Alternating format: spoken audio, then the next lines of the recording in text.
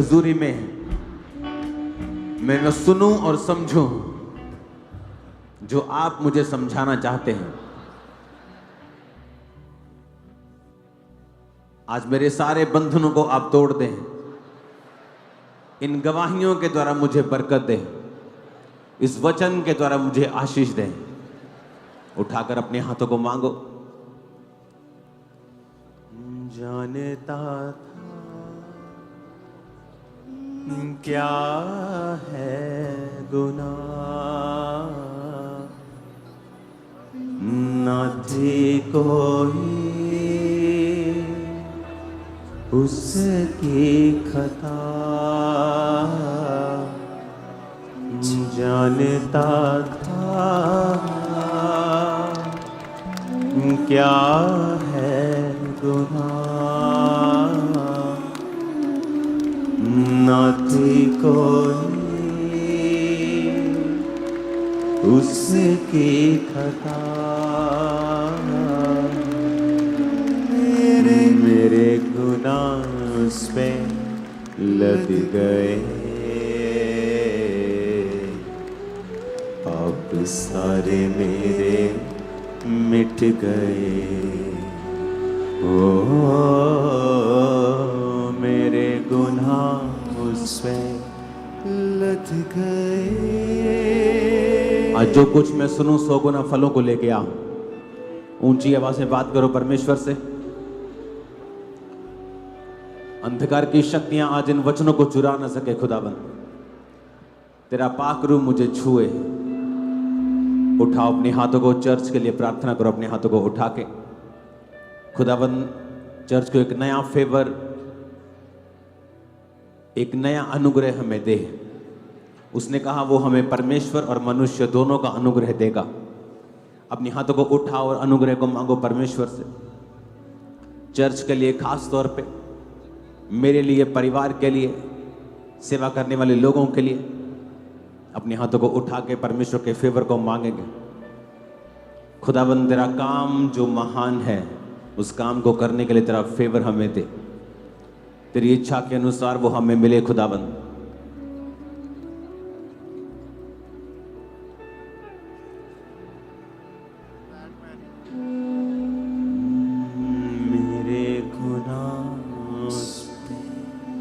ऊंची आवाज में खुदाबंद से मांगो फेवर को चर्च के लिए।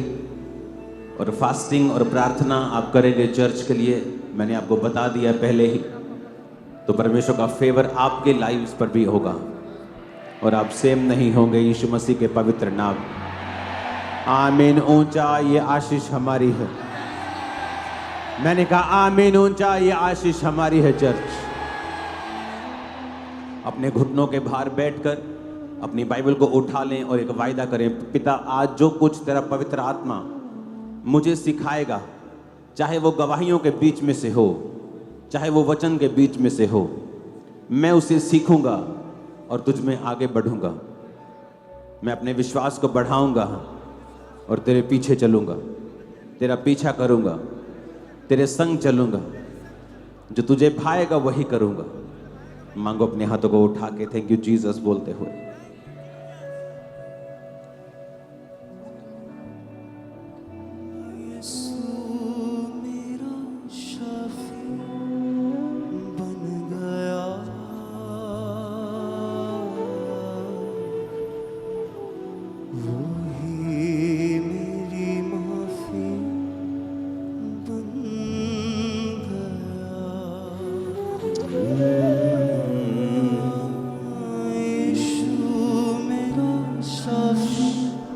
अपने हाथों को उठाकर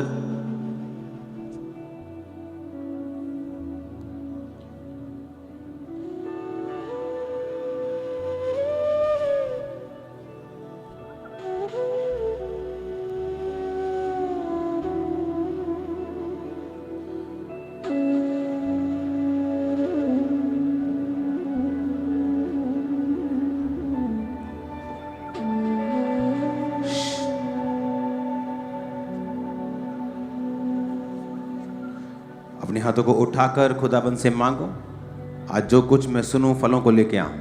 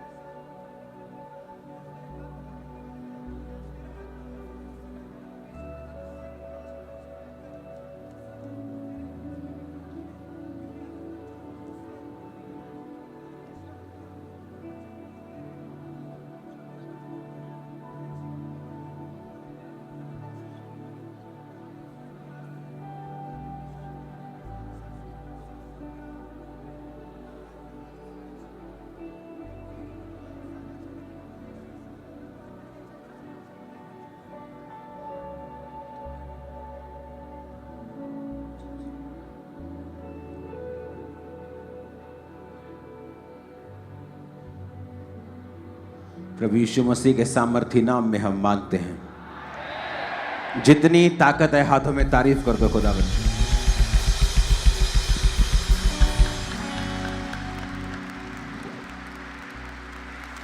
हालेलुया। स्वागत है खुदावंद की प्रेजेंस में आप सबका। आवाज आ रही है सबको? पीछे हाथ हिलाओ अगर आवाज आ रही है तो। लास्ट में, आगे तो आ रही होगी। पीछे हाथ हिलाना अगर आवाज आ रही है तो। समझ आ रही है? अगली 5 रो में नए लोग बैठे हैं। अच्छा लग रहा है आपको देखकर।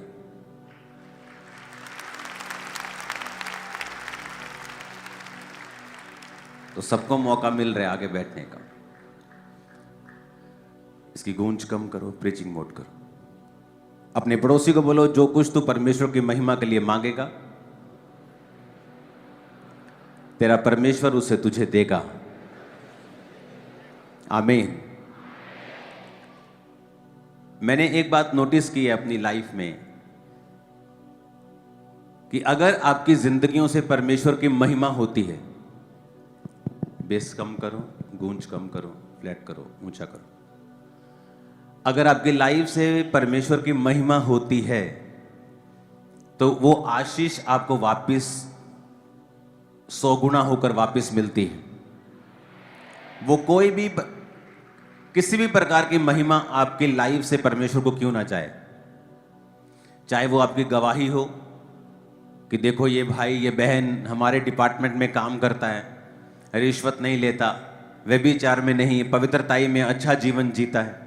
एक्चुअल में आपकी लाइफ के द्वारा फिर परमेश्वर की महिमा होने लगती है। आपको पता है क्यों बहुत सारे क्रिश्चियंस जो हैं आज आशीषित नहीं हैं? क्योंकि उनकी जिंदगियों से परमेश्वर के नाम को महिमा नहीं मिलती। चाहे वो किसी ना किसी चर्च के मेंबर्स हैं और संडे चर्च भी जाते हैं, लेकिन जब वो सोमवार को अपने काम पर होते हैं तो वो और अन्य जाति, उन दोनों में कोई फर्क नहीं होता।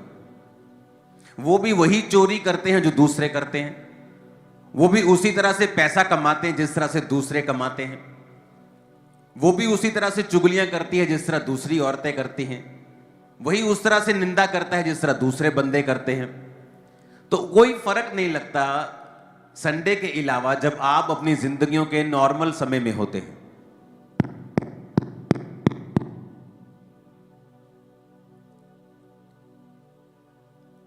एक परिवार को मैं मिल रहा था संडे, अगर वो परिवार यहां पे है तो उसको आगे लेके आना। टेस्टिमनी शायद आपने नोट की होगी, आराम से बिना हिले डुले।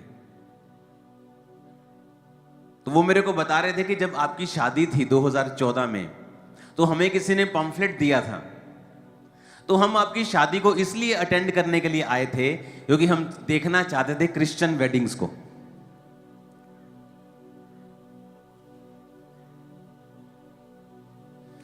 हम आपकी शादी को देखने के लिए आए थे चर्च। तो जब हम संडे दोबारा आए, आपकी शादी को जब हमने अटेंड किया, तो दोबारा मुझे देखने का दिल किया कि मैं संडे जाकर देखूं। तो मैं पहले भी उनकी शायद आप गवाही सुन चुके होंगे, लेकिन ये पार्ट मैंने पहली बार सुना था। आप एक शब्द में बता सकते हैं, परिवार का तारीफ करो परमेश्वर के इस परिवार के लिए। आप बता सकते हैं आपका नाम, आपकी दोनों बेटियां आप हाँ यही हैं? हाँ जी पापा दोनों जी। आ गई हैं? हाँ जी पापा जी। अच्छा, क्या हुआ था पहली बार, कैसे आए थे शादी पर? आप क्या बता रहे थे मेरे को जब मैं आपसे मिला? पापा जी फर्स्ट टाइम ਤੁਹਾਡੀ ਮੈਰਿਜ ਤੇ ਅਸੀਂ ਆਏ ਸੀ। ਅਸੀਂ ਕਾਫੀ ਪਰੇਸ਼ਾਨ ਸੀ। ਮੇਰੇ ਹਸਬੰਡ ਡਰਿੰਕ ਕਾਫੀ ਕਰਦੇ ਸੀ ਤੇ ਸਾਡੇ ਗਵਾਂਢੀਆਂ ਨੇ ਦੱਸਿਆ ਸੀ ਕਿ ਤੁਸੀਂ ਚਰਚ ਤੁਹਾਨੂੰ ਲੈ ਕੇ ਜਾਣਾ, ਤੇ ਮੈਂ ਥੋੜਾ ਮੰਨੀ ਨਹੀਂ ਸੀ। ਮੇਰੇ ਮਦਰ ਇਨ ਲਾ ਲੈ ਕੇ ਆਏ ਸੀ। ਫਿਰ ਅਸੀਂ ਕਿਹਾ, ਉਹਨਾਂ ਨੇ ਦੱਸਿਆ ਕਿ ਉੱਥੇ ਪਾਸਟਰ ਜੀ ਦੀ ਮੈਰਿਜ ਹੈਗੀ ਹੈ ਤੇ ਤੁਸੀਂ ਕਾਫੀ ਚਮਤਕਾਰ ਹੋਣੇ, ਤੁਸੀਂ ਵੀ ਦੇਖੋ ਜਾ ਕੇ। ਤੇ ਬੱਚੇ ਮੈਨੂੰ ਫੋਰਸ ਕਰਨ ਲੱਗ ਗਏ ਕਿ ਤੁਸੀਂ ਚੱਲੋ, ਅਸੀਂ ਦੇਖਣਾ ਹੈਗਾ ਮੈਰਿਜ, ਕ੍ਰਿਸਚੀਅਨ ਮੈਰਿਜ ਕਿਸ ਤਰ੍ਹਾਂ ਦੀ ਹੁੰਦੀ ਹੈ ਨਾ। ਤੇ ਅਸੀਂ ਆਏ ਤੇ ਸਾਨੂੰ ਬਾਹਰ ਬਿਠਾਤਾ। ਜਦੋਂ ਅਸੀਂ ਦੇਖਿਆ ਮੈਂ ਕਿਹਾ ਇਹ ਕਿੱਦਾਂ ਦੀ ਚਰਚ ਹੈਗੀ ਵੀ ਟੈਂਟ ਲੱਗੇ ਹੋਏ ਆ। ਤੇ ਜਦੋਂ ਬਾਹਰ ਬਿਠਾਤਾ ਮੈਂ ਕਿਹਾ ਮੇਰੇ ਕੋ ਬੈਠਾ ਨਹੀਂ ਜਾਣਾ ਨੀਚੇ। ਤੇ ਕੋਈ ਲੇਡੀ ਸੀ ਸਾਡੇ ਨਾਲ, ਪਾਸਟਰ ਹੈਗੇ ਸੀ, ਉਹ ਸਾਨੂੰ ਅੰਦਰ ਲੈ ਗਏ। ਤੁਹਾਡੇ ਜਿੱਥੇ ਤੁਹਾਡੀ ਮੈਰਿਜ ਹੋ ਰਹੀ ਸੀ VIP ਸੈਕਸ਼ਨ 'ਚ ਜਿੱਦਾਂ, ਤੇ ਦੇਖਿਆ ਸੀ ਸਾਰਾ ਦਿਨ, ਸਾਰੀ ਰਾਤ ਸਾਡੀ ਮੈਰਿਜ ਦੇਖੀ, ਗਵਾਹੀਆਂ ਦੇਖੀਆਂ। ਫਿਰ ਨੈਕਸਟ ਟਾਈਮ ਤੁਸੀਂ ਕਿਹਾ ਸੀ ਕਿ ਮਤਲਬ ਤੁਸੀਂ ਆਪਣੇ ਡਾਕੂਮੈਂਟਸ ਲੈ ਕੇ ਆਣੇ ਹੈਗੇ ਆਪਣੇ, ਤੇ ਬੱਚੇ ਵੀ ਕਹਿਣ ਲੱਗੇ ਕਿ ਅਸੀਂ ਜਾਣਾ ਹੈਗਾ ਸੰਡੇ ਦੁਆਰਾ ਜਾਣਾ ਤੁਸੀਂ। ਹਾਂਜੀ, ਦੁਬਾਰਾ ਜਾਣਾ। ਤੇ ਅਸੀਂ ਬੇਟੀ ਨੇ ਡਾਕੂਮੈਂਟਸ ਤੇ ਕੁਝ ਨਹੀਂ ਸੀ, ਇਹਦੇ ਪਾਸਪੋਰਟ ਸੀ, ਤੇ ਪਾਸਪੋਰਟ ਲੈ ਕੇ ਆਏ, ਤੇ ਤੁਸੀਂ ਉਹਦੀ ਫੋਟੋ ਤੇ ਨਾ ਆਇਲ ਲਗਾਤਾ। ਤੁਸੀਂ ਲਿਖਿਆ ਇਹਦੇ 'ਚ ਕਿ ਤੁਹਾਡੇ ਹਸਬੰਡ ਦੀ ਜਿਹੜੀ ਸਪਾਈਨ ਸੀਗੀ, ਹਾਂਜੀ, ਉਹ ਫ੍ਰੈਕਚਰ ਸੀ। ਤੁਹਾਡੇ ਹਸਬੰਡ ਕਿੱਥੇ ਨੇ?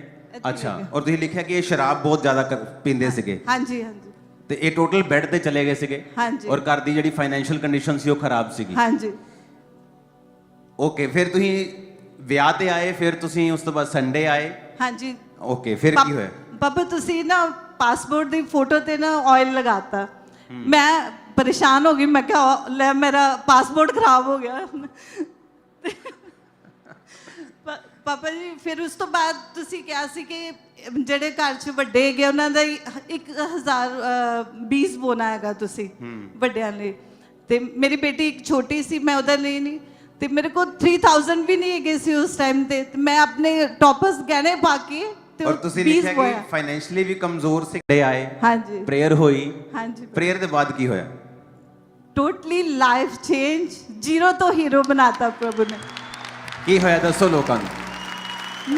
ਮੇਰੇ ਹਸਬੰਡ ਦੇ ਜਿੱਦਾਂ ਸਪਾਈਨ 'ਚ ਫ੍ਰੈਕਚਰ ਸੀ, ਇਹ ਚੱਲ ਨਹੀਂ ਸਕਦਾ ਸੀ ਬਿਨਾਂ ਸਪੋਰਟ ਤੋਂ ਨਾ।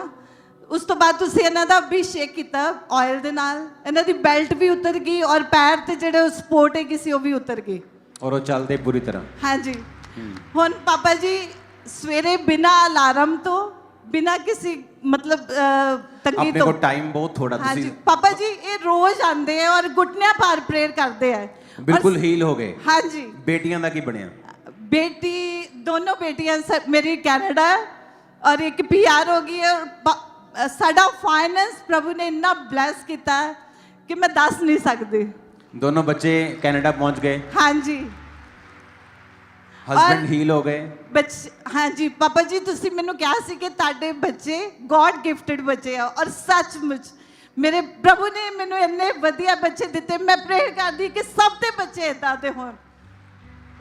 सुनो, अभी इतना टाइम नहीं है क्योंकि अभी वचन भी है और 2 टेस्टिमनी है। अगर इनकी टेस्टिमनी आपको खुल के बताएं, आपके कान खुल जाएंगे पूरी तरह से। मैंने अपनी मैरिज पे क्या फैसला किया था? मैंने कहा था मेरी मैरिज मैं चर्च के लोगों के साथ करूंगा, बंदगी करके हम करेंगे मैरिज। आप जानते कई बार, अब मेरे को देखो नहीं पता, मेरी मैरिज हो रही है, मेरी वाइफ साथ है, हम अपने काम में बिजी हैं, कुछ सामान, वो चर्च, सारे काम, और हमें नहीं पता कोई बंदे ऐसे आकर बैठे हैं जो सिर्फ मैरिज देखने के लिए आए। इमेजिन करो अगर यहां भी मैरिज के ऊपर गाने बज रहे होते, शराब चल रही होती, तो उनको कोई फर्क नहीं लगता। उनको लगता है जिस तरह हाँ हमारी मैरिजेस होती हैं, इनकी भी मैरिजेस हैं, तो शायद वो आते, अटेंड करते, कोई खाते पीते चले जाते। लेकिन उस मैरिज में परमेश्वर की हुजूरी थी, क्योंकि बंदगी चल रही थी, वर्शिप चल रही थी, तो परमेश्वर का आत्मा लोगों को छू रहा था। कितने मेरी बात को समझ रहे हैं? अब देखो, मेरे को नहीं पता कोई नॉन बिलीवर कितने बैठे हैं। मैं पता नहीं कितनी लोगों के मुंह से सुन चुका हूं, जब मैं उनसे जरूर पूछता हूं अच्छा आप चर्च में कब से आ रहे हैं? मैं 17 साल से आ रहा हूं, मैं 15 साल से आ रहा हूं, मैं आपकी शादी से आ रहा हूं। अच्छा शादी कैसे? 2014 में आपकी शादी हुई थी ना, मैं उस मीटिंग में आया था, मैं तब से चर्च आ रहा हूं। पता नहीं कितने लोगों को मैंने ये कहते सुने, मैंने खुद। अब इमेजिन करो, वो टाइम था परमेश्वर के नाम को महिमा देने का, मैंने दी। मेरे को नहीं पता किस किस की लाइफ में काम हो रहा है, मैं तो स्टेज पे हूं। लेकिन उस मैरिज की वजह से, प्रभु के काम की वजह से कुछ लोग ब्लेस हो रहे हैं, कुछ लोग हील हो रहे हैं, कुछ लोगों की जिंदगियों से फाइनेंशियल शराब जो है वो खत्म हो रहे हैं। आप इमेजिन करो,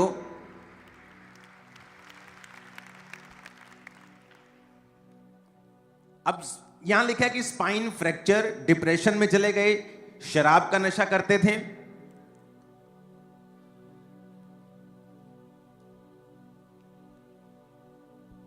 आपने लिखा कि आप अपनी बेटियों के फ्यूचर के बारे में सोच भी नहीं सकते थे। पापा जी सचमुच में मतलब प्रभु ने साड़ी औकात तो ज्यादा देता सानू, और मेरे हस्बैंड ने 300-400 रूहां बचाइयां। आप मेरी बात समझ रहे हो कि नहीं? एक फैमिली क्या बता रही है, और ये ऐसे कितनों की टेस्टिमनी होगी। मैं जो बात आपको बताना चाहता हूं वो ध्यान से सुनो। जब प्रभु की महिमा करने का समय होता है, आप जानते हैं आप ब्लेस क्यों होते हैं। मेरे को नहीं पता कितने लोग ब्लेस हो रहे होंगे उस मैरिज से, लेकिन कैसे मालूम होता है कि परमेश्वर का मैं काम कर रहा हूं, मैं उसकी महिमा कर रहा हूं। जब ये ब्लेस, मुझे नहीं पता कि ये ब्लेस हो रहे हैं, पर ये जब ब्लेस होते हैं, आपको नहीं पता किसी को, हम भी ब्लेस हो रहे होते हैं साथ साथ। मेरे रास्ते भी खुल रहे होते हैं, मेरी प्रॉब्लम्स भी खत्म हो रही होती हैं। मेरे को नहीं पता क्यों, क्योंकि मेरी वजह से किसी की प्रॉब्लम्स खत्म हो रही हैं, मेरी वजह से किसी के घर में आशीष आ रही। तो परमेश्वर देखता है कि अच्छा ये बंदा मुझ में है और ये खुश है और इसके घर में बरकत आ रही है। वजह कौन है? अच्छा, वजह ये है, इसकी वजह से ऐसे इसने स्टैंड लिया कि मैं अपनी मैरिज पर गाने नहीं बजाऊंगा, शराब नहीं चलेगी, मेरी मैरिज के ऊपर कोई गंद मंद नहीं चलेगा, परमेश्वर की महिमा होगी। अच्छा, इसकी वजह से ये परिवार ब्लेस हुआ है। तो परमेश्वर ने कहा जो तू बोएगा वो तू काटेगा, जो तू दूसरों के साथ करेगा मैं तेरे साथ करूंगा।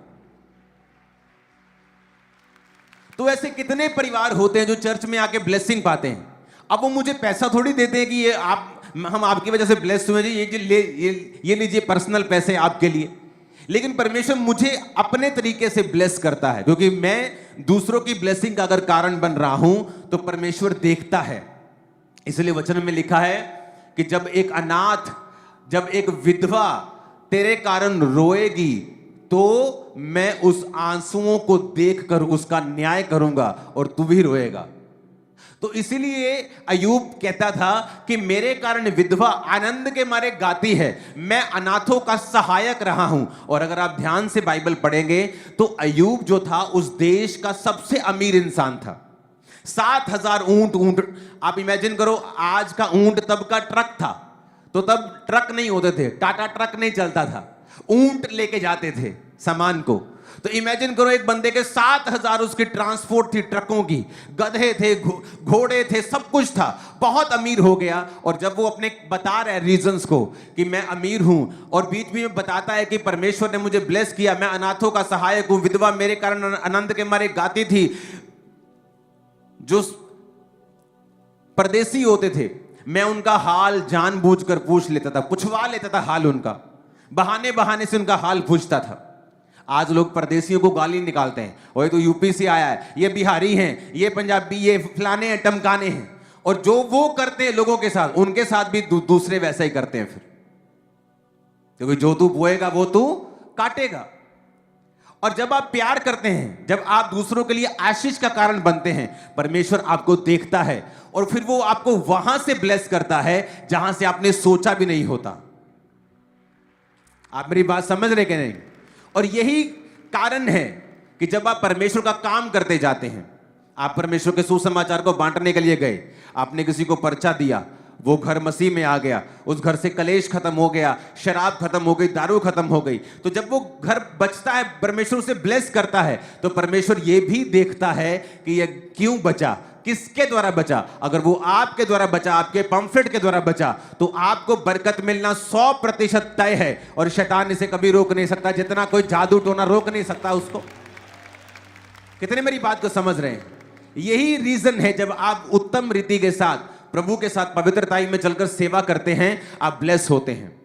आपकी ब्लेसिंग का कारण ये नहीं है कि जो जिनको आप ब्लेस कर रहे हैं वो आपको कोई फायदा दें, लेकिन परमेश्वर आपको अपने तरीके से, अलग तरीके से, फेवर के साथ, पता नहीं किन किन तरीकों के साथ वो आपको भी ब्लेस करता है। हालेलुया। इसलिए बाइबल कहती है, मेरे भाइयों भले काम करने में हियाव मत छोड़ो। इसलिए बाइबल कहती है कि तुम्हारे मसीह में की गई मेहनत कभी भी व्यर्थ नहीं जाती। तुम मसीह में मेहनत करोगे, तुम्हें फल मिलेगा, इधर से नहीं मिलेगा। जिसकी जिंदगी में तुमने किया वहां से अगर नहीं मिलेगा तो कहीं और से मिलेगा, लेकिन मिलेगा जरूर। कितने मेरी बात को समझ रहे हैं? वो पानी की जब पाइप लीक करती है ना घर में, तो जब वो एक तरफ से पानी नहीं जा पाता, वो दूसरी तरफ से चल जाता है, लेकिन जाता जरूर है जब तक लीकेज को सेट ना किया जाए। तो ब्लेसिंग अगर एक तरफ से नहीं आएगी, शैतान एक काम को बंद कर देगा, यीशु के नाम में आज से 7 दिशाओं से आएगी, चारों दिशाओं से आएगी। आमीन। मेरे को खड़कने वाला चाहिए चर्च। हालेलुया। तो जब आपके घर में मैरिज है, आप लोगों को इनवाइट करें, अपने दोस्तों को इनवाइट करें जो मसीह में नहीं, अपने मोहल्ले वालों को इनवाइट करें जो मसीह में नहीं, अपने कॉलेज फ्रेंड्स को इनवाइट करें, स्कूल फ्रेंड्स को इनवाइट करें, और उस मैरिज में बंदगी रखें, वर्शिप करें, आराधना करें, प्रभु को महिमा दे। जहां खुदा को महिमा देनी होती है वहां आप शैतान को महिमा देते हैं।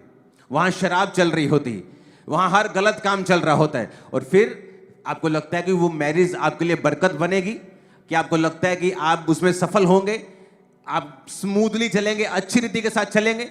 जहां खुदा को महिमा देनी थी वहां बोलते नहीं नहीं नहीं, हमने नहीं मैरिज करनी। सारी उम्र लोग चर्च आते हैं, मां उनकी क्वायर में है, और मैंने देखा उनके बच्चों को जब प्रभु की महिमा करने का टाइम आता है तब ऐसी चीजें कर रहे होते हैं जो अन्य जातियां करती हैं। वो टाइम तो परमेश्वर को महिमा देने का था। अगर आपने प्रभु को महिमा दी होती, वो वापस आप ही के लाइफ में वापस आती। प्रभु कहता तू मुझे इज्जत दे रहा है लोगों के बीच में, मैं तुझे इज्जत दूंगा पूरी दुनिया के बीच में। तुम मुझे इज्जत दे रहा है अन्य जातियों के बीच में, रिश्तेदारों के बीच में, मैं तेरी इज्जत को बढ़ाऊंगा। और मैं भाई साहब, जब प्रभु इज्जत बढ़ाता है, दुनिया की कोई भी बड़ी से बड़ी जीन्स क्यों ना हो, तुम्हारी इज्जत नहीं खराब कर सकती। मैं आपको बता रहा हूं, इज्जत को बढ़ाने वाला परमेश्वर है, कम करने वाला भी परमेश्वर है। वो कहता मैं ही मारता हूं, मैं ही जिलाता हूं, मैं ही जख्म देता हूं और मैं ही मरहम पट्टी करता हूं। बाइबल कहती है जब तक मनुष्य को ऊपर से कुछ ना दिया जाए वो कुछ नहीं पा सकता है। जब ऊपर से आती है इज्जत, कोई दुनिया की ताकत उसे खराब नहीं कर सकती, कोई दुनिया की ताकत उसे नीचा नहीं कर सकती। तो इसका मतलब जो ऊपर से आता है वो सर्वोत्तम भी है, जो ऊपर से आता है दुनिया उसे छीन भी नहीं सकती है। आज से अपनी लाइफ में अगर प्रण कर लोगे ना कि प्रभु मेरे जीवन से तेरे नाम को महिमा मिलेगी, मेरे जीवन से तेरे नाम को आशीष मिलेगी, तेरे नाम को लोग आशीषित करेंगे, धन्य है परमेश्वर, धन्य है उसका नाम, कि तेरे नाम को लोग महिमा देंगे मेरे कारण। वायदा कर लो परमेश्वर से। और मैं आपको बता रहा हूं, संडे का जीवन, चर्च जाने वाला जीवन, ये कोई प्रभु को उस तरह से महिमा नहीं देता। संडे के बाद का जीवन, जो संडे आप सुन के जाते हैं, उसके बाद का जीवन जो सोमवार और मंगलवार और पूरा हफ्ता आप बिताते हैं, उसमें आप कैसा जीवन जीते हैं, उससे मालूम होता है कि वाकई आप मसीही हैं, वाकई आप परमेश्वर के लोग हैं, क्रिश्चियन हैं, आप नमक हैं, आप ज्योति हैं, परमेश्वर का रास्ता दिखाने वाले हैं। आमीन। ऐसा करके देखो, लाइफ स्टाइल ऐसा बनाकर देखो कि आपकी वजह से आपका पड़ोसी, आपका कोवर्कर, आपका साथी जो आपके साथ सेवा करता है, उसके जीवन में ब्लेसिंग आ रही है, क्योंकि आप पवित्रताई में हैं। क्योंकि जब आप व्यभिचार में होते हैं, लोगों को भी हियाव होता है व्यभिचार करने का। जब आप चोरी कर रहे होते हैं, आपके बच्चों के लिए फिर चोरी करना बड़ी आसान बात होगी। अगर बाप चोर है तो बच्चा डबल चोर बनता है। अगर बाप शराबी है तो बाप बोलता है बेटा को 2 पैग कोई बात नहीं, लेकिन जब बच्चा बड़ा होगा वो 2 पैग नहीं, वो 10 पैग लगाएगा। तो ये अपनी लाइफ में मेक श्योर करो कि आप अपनी जिंदगी से प्रभु को महिमा देंगे। हालेलुया।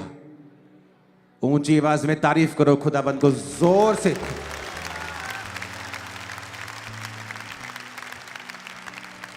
आप झुक सकते हैं, जो आपकी स्पाइन जो फ्रैक्चर हो गई थी, चल सकते हैं। ओ जीसस, ये तारीफ ऊंची होनी चाहिए चर्च। आप कई बार आप उन व्यक्तियों को देखते हैं जो टोटल बेड के ऊपर थे, हिल भी नहीं सकते थे, और जब वो पहले दिन स्लो चलते हैं, दूसरे दिन तेज चलते हैं, भागने पे आ जाते हैं, आपको मालूम होता है मेरा परमेश्वर जीवित है, बड़े काम कर रहा है वो आज आपकी लाइफ। आमीन। मेरे को ऊंचे वाला चाहिए चर्च। एक नीलम की टेस्टिमनी को हम सुनेंगे। आज आपको बड़े ध्यान से समझना है, और अगर आज आप समझ गए इन बातों को, डिलीवरेंस आपकी ऑटोमेटिकली ऑटो मोड पे आ जाएगी, स्टार्ट हो जाएगी। हालेलुया, जोर से हालेलुया बोलो जरा।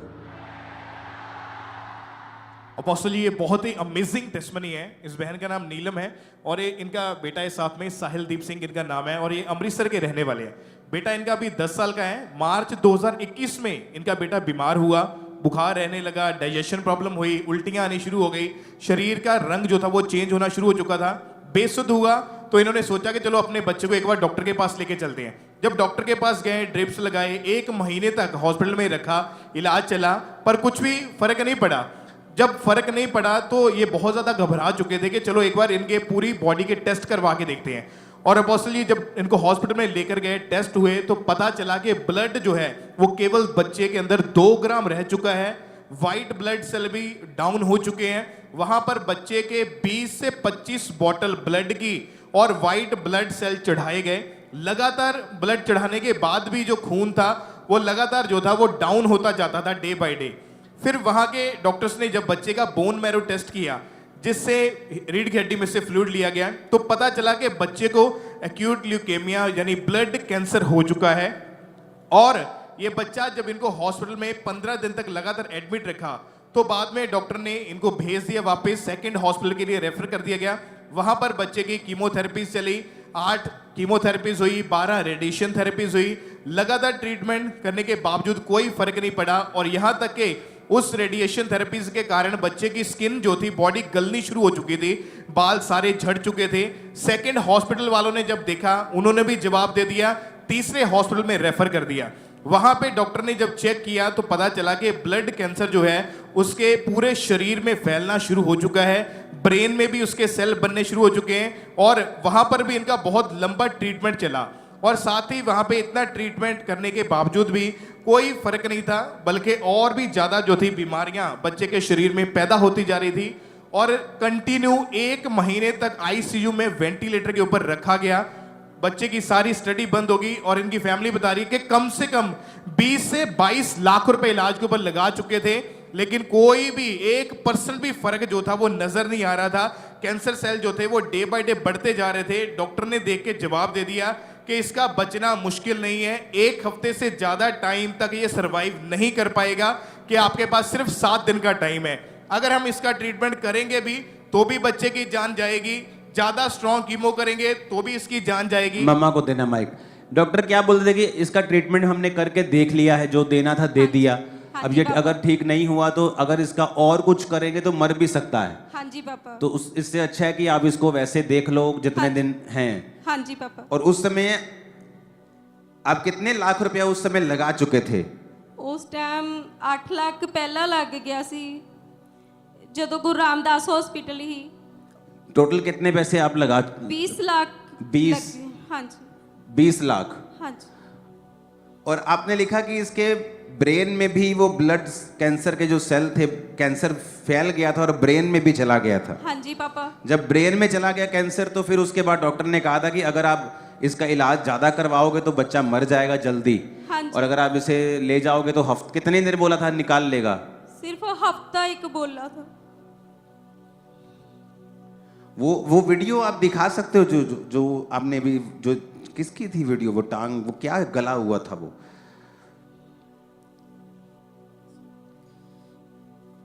पापा जी मेरे बेटे ਦੀ ਸੀ। ਉਹੀ ਨਾ ਜਦੋਂ ਇਹਨੂੰ ਕੀਮੋ ਲੱਗੀ ਸੀ ਨਾ ਤੇ ਇੱਕਦਮ ਇਨਫੈਕਸ਼ਨ ਹੋ ਗਈ ਤੇ ਪਿੱਤ ਵਾਂਗੂ ਦਾਣੇ ਨਿਕਲ ਆਏ, ਬਾਅਦ ਵਿੱਚ ਇੱਕਦਮ ਪਾਕ ਬਣ ਗਈ और ਵਿੱਚ। कितनी कीमो लगी थी इसको? ਇਹਨੂੰ 20 ਤੋਂ 25 ਲੱਗ ਗਈਆਂ ਹੋਣਗੀਆਂ। ओह जीसस।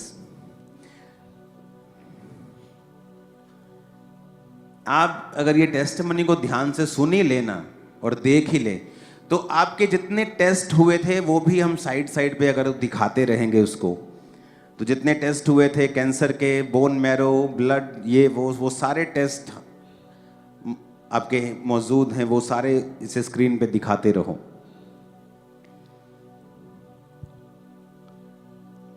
क्या हुआ उसके बाद फिर? अपोस्टल जी इनका पूरा परिवार जो था वो टूट चुका था। इनको लगता था कि अब बच्चा बचेगा नहीं, ये मर जाएगा, और बहुत ज्यादा ये रोते थे।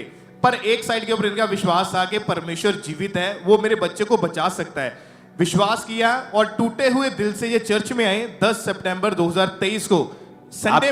आपको बिलीव था कि परमेश्वर छुएंगे, यस पापा। और जिस दिन आप चर्च में आए थे, डिलीवरेंस मीटिंग थी उस दिन, हाँ जी। 10 सितंबर 2023 को। क्या हुआ उस दिन? क्या उस दिन आपने हमें ले हैंड की बेटे पर। ले हैंड हुआ था उस दिन? Yes papa. ओके, उसके बाद फिर क्या हुआ? उसके बाद 2 दिन में इसका चेहरा बदल गया। अच्छा, हाँ जी। और अपोस्टल जी जैसे ही बोलने दो उनको। उसके बाद क्या हुआ? उसके बाद पापा बस रिकवरी शुरू हो गई बस। पूरा बताओ, उसके बाद क्या क्या हुआ? ले हैंड हुआ, उसके बाद इसकी शरीर रिकवरी शुरू हुई, हाँ जी। इसने खाना पीना स्टार्ट हाँ किया, जी, अच्छी तरह खाने लग गया। फिर उसके बाद क्या हुआ? आप चेक करवाया दोबारा डॉक्टर को? हाँ जी, वो कहते कि अब ठीक है। रिपोर्ट्स हुई इसकी? Yes papa. कितने साल हो गए इसको हील हुए? 1.5 साल हो गया साल हो गया पापा। ਤੁਸੀਂ ਕੌਣ ਹੋਏ थे? पापा ही। ਤੁਸੀਂ ਫਾਦਰ ਹੋਏ थे? हाँ जी, 1.5 साल तो होने बिल्कुल ठीक है। हाँ जी। वो ले हैंड दिखाना जरा, जब हुआ था।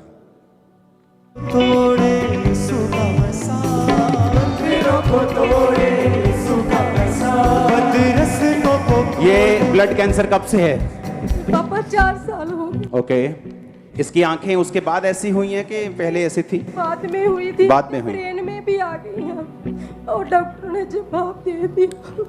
तेरे जिस्म जाको यीशु का मसाज है, be healed. Cancer come out in Jesus name, be healed in the mighty name of Jesus. Thank you Lord.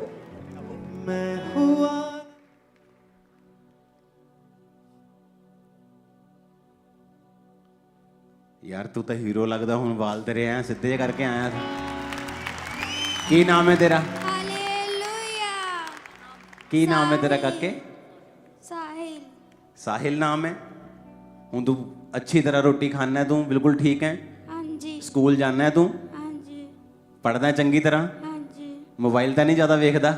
नहीं। ओ जीसस जीसस। अपोस्टल जी उस ले हैंड के बाद वो ब्लड कैंसर का रोग जो था पूरी तरह से खत्म हो चुका है और ये बच्चा हील है। डॉक्टर ने कंफर्म किया कि वो ब्लड कैंसर पूरी तरह से बॉडी से खत्म हो चुका और ये बच्चा। अब देखो, उस ले हैंड वाली वीडियो को हम दोबारा देखेंगे और मैं चाहता हूं एक तरफ आप वीडियो चलाना, एक तरफ अब इन दोनों की शक्ल भी दिखाना, पूरे परिवार की। पहले का देखना और अब का देखना कितना फर्क है। वीडियो ऑडियो पहले की चलाना।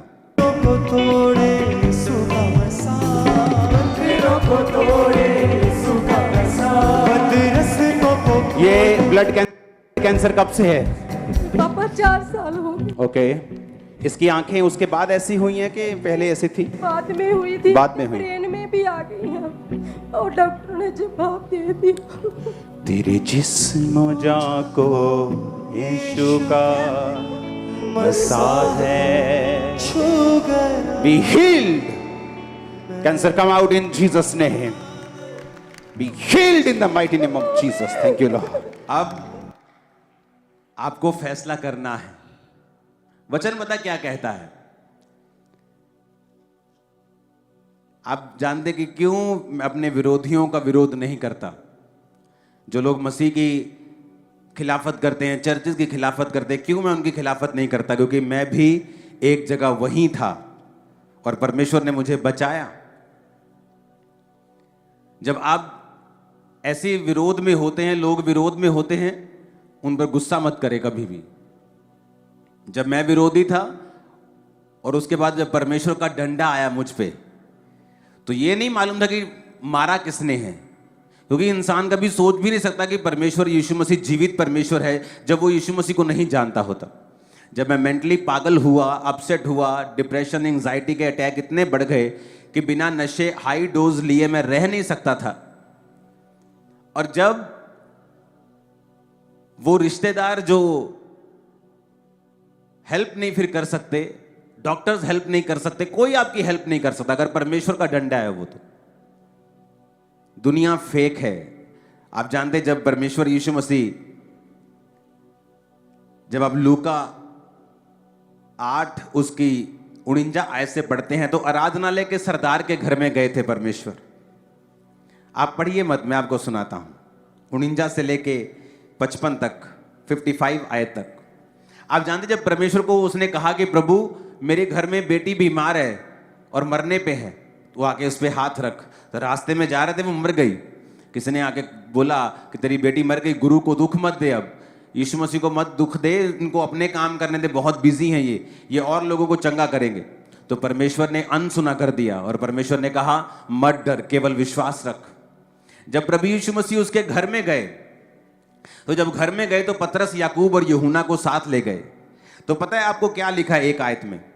कहता 51 में लिखा, घर में आकर उसने पतरस, याकूब और यूहन्ना और लड़के के माता पिता को छोड़ किसी को अपने अंदर नहीं आने दिया भीतर। सब उसके लिए रो पीट रहे थे, परंतु उसने कहा रोवो मत, ये लड़की मरी नहीं है परंतु सो रही है। तो जीसस ने जब अंदर गए तो 12 चेले थे, तो परमेश्वर नहीं चाहते थे कि थोड़ा कम विश्वास वाला बंदा उनके साथ जाए, या तो परमेश्वर फुल फेथ जो आत्मा से भरे हुए लोग हैं उसके साथ थे। पतरस, याकूब, यूहन्ना और लड़की के माता पिता अंदर गए तो परमेश्वर ने, लोग रो पीट रहे थे तो परमेश्वर ने लोगों को रोका। परमेश्वर ने कहा रो मत, लड़की मरी नहीं है परंतु सो रही है। पता है अगली आयत में क्या लिखा? अगली आयत में लिखा, वो ये जानकर कि वो मर गई है उसकी हंसी करने लगे। यीशु मसीह की हंसी करने लगे, हंसने लगे सब यीशु मसीह के ऊपर। क्या ऐसे हो सकता है कि आप बड़े दुख में हो और एकदम से आप हंसने लग जाएं? नहीं, वो दुख में नहीं थे, वो लोग एक्टिंग कर रहे थे रोने की। रिश्तेदार एक्टिंग कर रहे थे रोने की। कोई इतना दुख में नहीं होता जब आप बीमार होते हैं, आपके अलावा या आपके करीबी परिवार के अलावा, आपकी मां के अलावा, बाप के अलावा, आपकी पत्नी पति के अलावा, आपके बच्चों के अलावा कोई इतना दुखी नहीं होता, आपका भाई, आपकी बहन के अलावा। तो बाइबल कहती जैसे ही प्रभु यीशु मसीह ने कहा नहीं नहीं मरी थोड़ी है वो तो सो रही है, ही सब हंसने लग गए वहां। अरे भाई क्या हो गया एकदम? तुम तो दुख मना रहे थे, अभी तुम तो रो रहे थे, सभी पीट रहे थे, एकदम से कैसे हंसने लग गए? क्योंकि ये दुनिया फेक है, ये फेक लोगों की जनरेशन है, फेक लोगों के बीच में आप रहते हो। ये दुनिया आपको बताती तो है, जताती तो है कि वो बड़ी दुखी है। आपके घर में अफसोस मनाने के लिए लोग किसी के घर में आते हैं, आते होते हुए साथ में टाइम भी देखते हैं, चलो भैन जी हुण अंदरों सोचते चलो चलिए हुण दुकान बंद हो जानी सूटां वाली, कि इत्थों अफसोस करके फिर सूटां वाली दुकान वाल भी जाना, फिर चुन्नी भी रंगवाण जाना, फिर बंदा कहता मैं काम भी करना, मैं शर्ट भी लेनी, मैं जीन भी लेनी। वो तो सिर्फ आपके साथ सिंपैथी जताने के लिए आए हैं, दुख मनाने के लिए नहीं आए। जो दुखी है वो आप हैं या आपका इमीडिएट परिवार है, और कोई आपको दुख से फ्री नहीं कर सकता। आप जब लाइन में थे ले हैंड की, कितने लाख रुपए आपने मुझे दिया ले हैंड के लिए? 0 सर। आप ले हैंड में हैं और आप पे ले हैंड हो रहा है, और मैं देख रहा हूं कि ये बच्चा किधर देख रहा है। उसकी आईज भी प्रॉपर नहीं थी, वो देख भी नहीं रहा था प्रॉपर जब उसके ब्रेन में ये चीज चली गई थी। तो जब मैंने छोटे बच्चे को देखा तो मैंने तभी सामने पर्ची पे इनके लिखा था कि ब्लड कैंसर ये है वो है, इतने साल से अब ब्रेन में चला गया, डॉक्टर ने जवाब दे दिया। तो वो देख भी नहीं पा रहा था वो। अब कोई आपका इलाज नहीं कर सकता।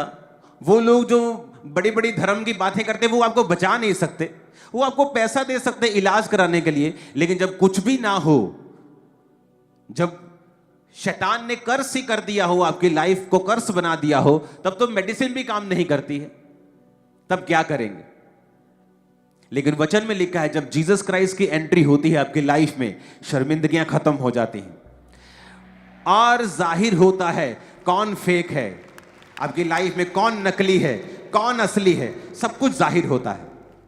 अगर कोई आपसे सचमुच प्यार करता है, आपका कोई रिश्तेदार या आपका समाज, तो आपके मसीह में आने पर वो आपको सजाएं क्यों देगा? आपको मारने की बातें क्यों करेगा? क्योंकि वो आपसे प्यार नहीं करता है। अगर वो आपसे प्यार करता, आपको मारने की बात थोड़ी करता। अगर आप उनका अपना बेटा कोई बेटी गलती करता है तो वो उसको फांसी थोड़ी चढ़ा देते हैं, बोलते मानता नहीं, ये गल नहीं मानता जी साडा मुंडा, कहना बाहर। लेकिन जैसे ही आप उनकी बात नहीं मानते, वो आपको मारने के लिए भी तैयार हो जाते हैं, क्योंकि वो आपसे प्रेम नहीं करते। प्रेम प्रभु यीशु मसीह ने किया, और बाइबल कहती जैसे ही प्रभु यीशु मसीह ने उस घर में एंट्री की तो फेक लोग भी जाहिर हो गए। अरे तुम तो रो रहे थे, अभी तुम हंसने लगे हो। ऐसा कैसे हो सकता है कि एक बंदा अंदर से बड़ा दुखी हो और छोटा सा चुटकुला सुनने पर वो हंस पड़े, या ऐसी बात जो उसको फनी लग रही है वो एकदम से ही हु हुआ करके हंस पड़े, क्योंकि वो अंदर से दुखी नहीं है।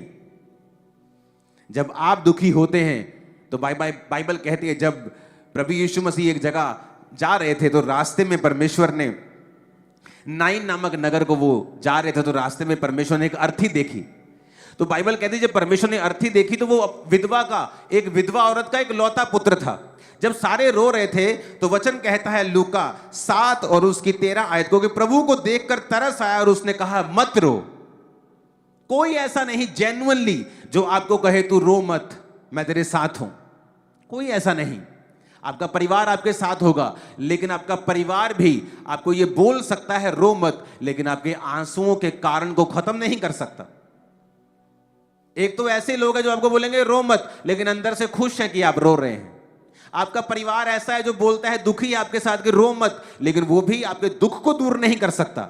लेकिन प्रभु यीशु मसीह ऐसा है जो आपको कहेगा भी रो मत, और आपके आंसुओं को भी पोंछ देगा और आपके दुखों को भी सदा के लिए खत्म कर देगा। और बाइबल कहती है जब नाइन नामक नगर को प्रभु यीशु मसीह गए और देखा कि विधवा का इकलौता बेटा बीमार और मर गया। पहले तो है विधवा, उसका इकलौता बेटा भी मर गया।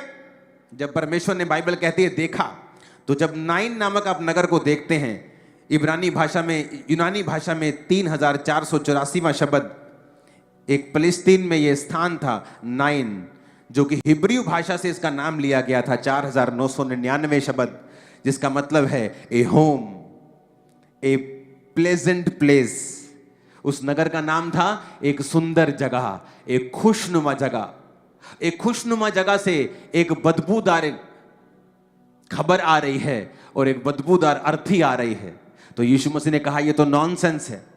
यह नॉनसेंस है कि एक खुशनुमा प्लेस से एक विधवा का एक लौता बेटा मरे। यह तो उस प्लेस की तौहीन है, उस नाम की तौहीन है। और परमेश्वर ने उसको, बाइबल कहती है, छुआ।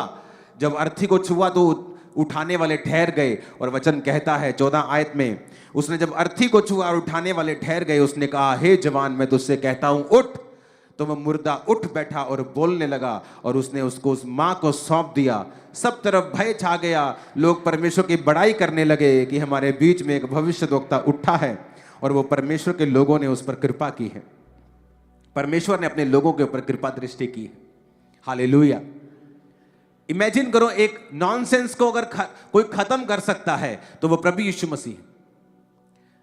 आपके नाम बड़े बड़े होते हैं, आपकी बैकग्राउंड बड़ी बड़ी होती है, परिवार बड़ा बड़ा होता है, लेकिन आज घर में चूल्हा नहीं जला, आज घर में गोटे गोटे कर्जा हो चुका है।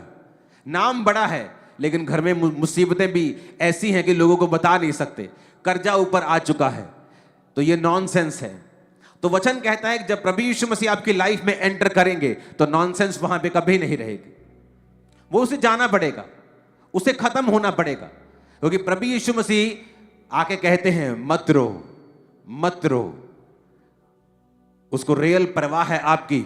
वो आपसे भी कहता है मत रो, और वो आपके आंसुओं के कारण को भी आज खत्म कर देगा। आज रात आप एक बड़ी गवाही को अपनी लाइफ में सुनेंगे, और ये मैं भविष्यवाणी कर रहा हूं यीशु मसीह के नाम में, आमीन ऊंचा चाहिए।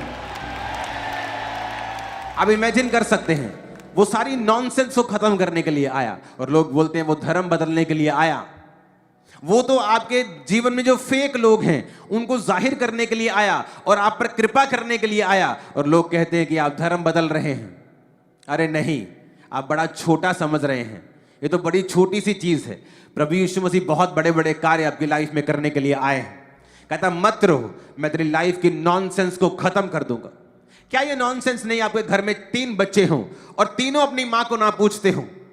क्या ये नॉनसेंस नहीं है कि तीनों नशे कर रहे हैं? जो बच्चे बड़े होकर परिवार को संभालने वाले थे, परिवार उनको संभाल कर कभी कोई सेंटर लेके जा रहा है, कभी कोई सेंटर लेके जा रहा है।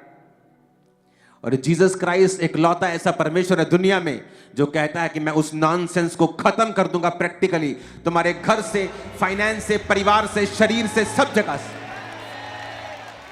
क्या ये नॉनसेंस नहीं कि आप अपने घर में जब परिवार में बैठते हैं, आप 20 साल के हैं और आप 80 साल के बुजुर्ग से भी ज्यादा बीमार हैं? क्या ये नॉनसेंस नहीं है? तो जीसस ने यही कहा, मैं नॉनसेंस को खत्म करने के लिए आया।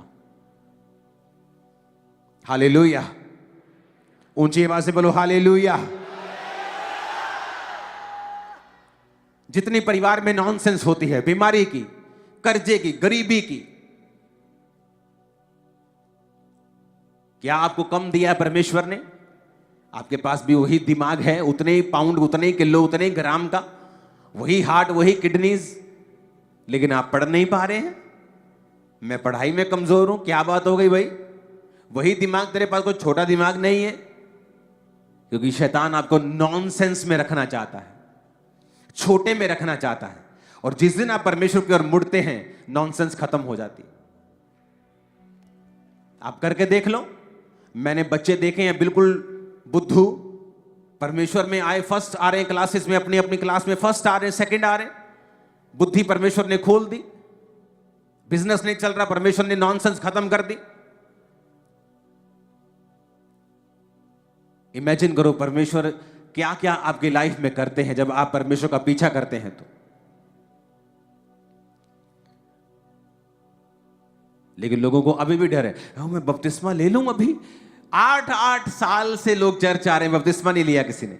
अब बहुत कम है ऐसे, बहुत ही कम। पहले ऐसा ज्यादा होता था, अब तो जैसे बहुत ही कम रह गए ऐसे। जैसे दाल में काली दाल नहीं होती छोटी छोटी कहीं कहीं, वो अभी काली दाल वाला हिसाब रह गया कि 8 साल 6 साल भी बपतिस्मा लेने में सोचते हैं। तो परमेश्वर भी सोचता है कि मैं इसको ब्लेस करूं या ना करूं। वो कहता है तुझे शर्म आती है, तू झिझकता है, मुझे भी शर्म आती है तुझे अपना कहने में, मुझे भी झिझक आती है तुझे ब्लेस करने में। मैं अपनी लाइफ में ब्लेस इसलिए हूं कि जब मुझे यीशु मसीह का वचन मालूम होता था, उसी सेम टाइम मैं उस वचन को फॉलो करता था। Same time. अगर मालूम था कि ये गलत है, खत्म करना है, खत्म। ये सही है, शुरू करना है, शुरू, खत्म, बस। इसलिए शायद मैं ज्यादा आशीषित रहा लोगों से। एक टेस्टिमनी को सुनेंगे, फिर आपको मालूम होगा कि वाकई ही परमेश्वर नॉनसेंस को खत्म करने के लिए दुनिया में आए हैं। एक और टेस्टिमनी को हम सुनेंगे।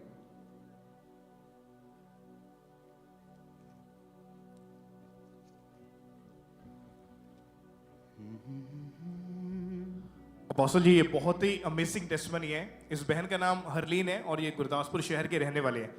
इनकी उम्र अभी इस वक्त 28 साल है और जब ये 14 साल के हुए, जब चेक किया कि पीरियड्स नहीं आए और इनकी उम्र जब बढ़ती गई तो पीरियड्स नहीं आए थे, डॉक्टर के पास इनके मदर इनको लेकर गए। वहाँ जब इनकी स्कैनिंग हुई तो डॉक्टर ने बहुत ही हैरान कर देने वाली बात बताई कि यूट्रस जो है वो बिल्कुल छोटा है, यानी कि ना के बराबर है, जैसे एक छोटा सा कोई दाना होता है उसके बराबर है। और यूट्रस बाय बर्थ से ही ग्रो ही नहीं हुआ है। डॉक्टर का ये कहना था कि पीरियड्स कैसे आएंगे, ये पूछते थे डॉक्टर से। और ये सुनकर इनके मदर जो थे वो पूरी तरह से शॉक्ड हो चुके थे। विश्वास नहीं हुआ कि ये कौन सी घटना हमारे साथ हो गई है। सेकंड डॉक्टर के पास लेकर गए, वहां पर भी स्कैनिंग हुई तो सेम ही डॉक्टर ने बताया और इनके मदर इतने ज़्यादा परेशान हुए, रोने लगे कि ये क्या हो गया है। और इसी दौरान 4 से 5 डॉक्टर बदले, ट्रीटमेंट करवाया, पर कोई भी रिजल्ट कभी नजर नहीं आया। डॉक्टर्स ने यहां तक क्लियरली बोल दिया था कि अगर यूट्रस ही नहीं है तो पीरियड्स कहां से आएंगे, प्रेगनेंसी होना तो नामुमकिन है, इम्पॉसिबल है कि आप कभी मां भी नहीं बन पाएंगे। ये सब बातों को लेकर इनकी मदर और ये बहन इतने ज्यादा चिंतित थे अपने फ्यूचर को लेकर। और इनके मदर सोचते थे कि कौन इससे शादी करेगा। और ये इनके मदर सोचते कि मेरी बेटी जो है इसकी पूरी लाइफ खराब हो गई है। और किसी से वो बात नहीं करते थे, प्रॉब्लम को शेयर नहीं करते थे कि हमारी बेटी जो है वो बड़ी हो रही है। और इनके फ्यूचर को लेकर बहुत ज़्यादा टेंस थे और बोलते थे कि ऐसे जीने से अच्छा है, ये बहन बोलते थे कि ऐसे जीने से तो अच्छा था कि मैं पैदा ही ना होती, जन्म ही ना लेती। अगर जन्म होता तो मैं उसी टाइम में मर जाती। ऐसे ख्याल हमेशा इनके मन में चलते थे। डिप्रेशन में रहते, गुमसुम रहते, किसी से बात ना करना। इस तरह से इनके फादर मदर ने सोच लिया था कि हम इसकी शादी नहीं करेंगे, इसको सारी उम्र हम अपने पास ही रखेंगे। फिर एक दिन 2018 में इनके मदर किसी दुकान से, जहाँ से कपड़े सिलाई करवाते थे, वहाँ पर गए और उस बहन को रोते हुए अपनी बेटी की कंडीशन के बारे में बता दिया। और उस बहन ने, वो पहले से विश्वास में थे, उन्होंने 2018 में इनकी मदर को अंकुर नुल्ला मिनिस्ट्रीज के बारे में बताया। इन्होंने मीटिंग को अटेंड करना शुरू किया, चर्च में आए और जब यहाँ पर आए तो देखा कि यहाँ तो बहुत बड़ी बड़ी गवाहियाँ हो रही है कि परमेश्वर कैसे बांझ को बच्चों के साथ ब्लेस कर रहा है, गवाहियाँ हो रही हैं, बिलीव बढ़ने लगा, लगातार चर्च में आना शुरू किया।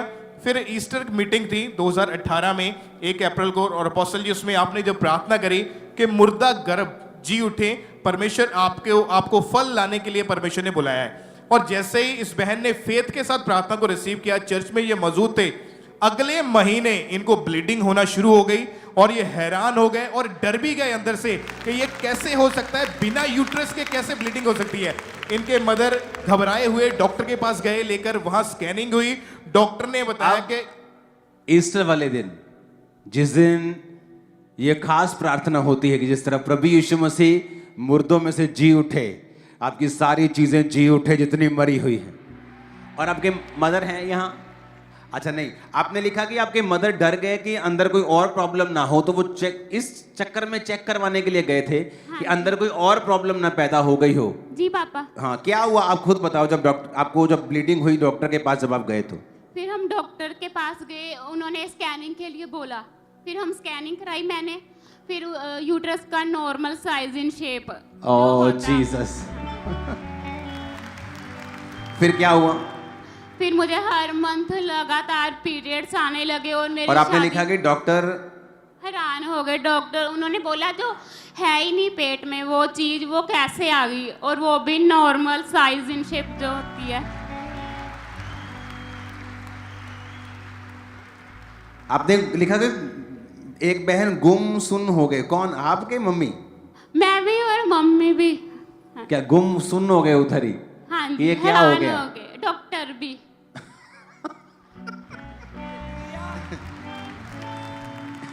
सारे गुम सुन है, क्या हो क्या रहा है ये? हालेलुया। आपकी शादी हुई हाँ जी। 2022 में? जी पापा। प्रेगनेंसी हुई? हाँ जी पापा। बेटा हुआ?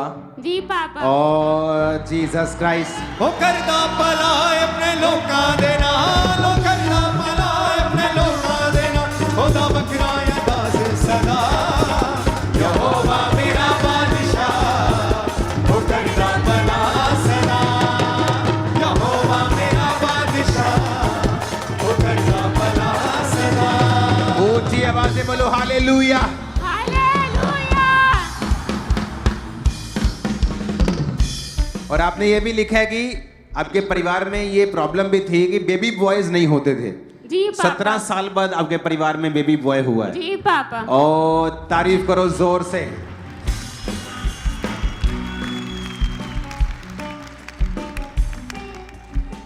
हालेलुया। इस गवाही से समझ आ जाना चाहिए। इनके पास टेस्ट, आपके टेस्ट पहले भी हुए थे, पहले भी स्कैनिंग्स हुई, जी पापा। बाद में भी स्कैनिंग्स हुई, जी। सारा कुछ रिकॉर्डेड है, डॉक्यूमेंटेड है आपके पास। जी पापा। आपकी लाइफ में गवाही इतनी बड़ी होगी, ये भविष्यवाणी है बड़ी मीटिंग में। लोग सुन रह जाएंगे, गुम हो जाएंगे, आप भी हैरान हो जाएंगे। आमीन। साथ चाहिए और ऊंचे चाहिए मेरे को।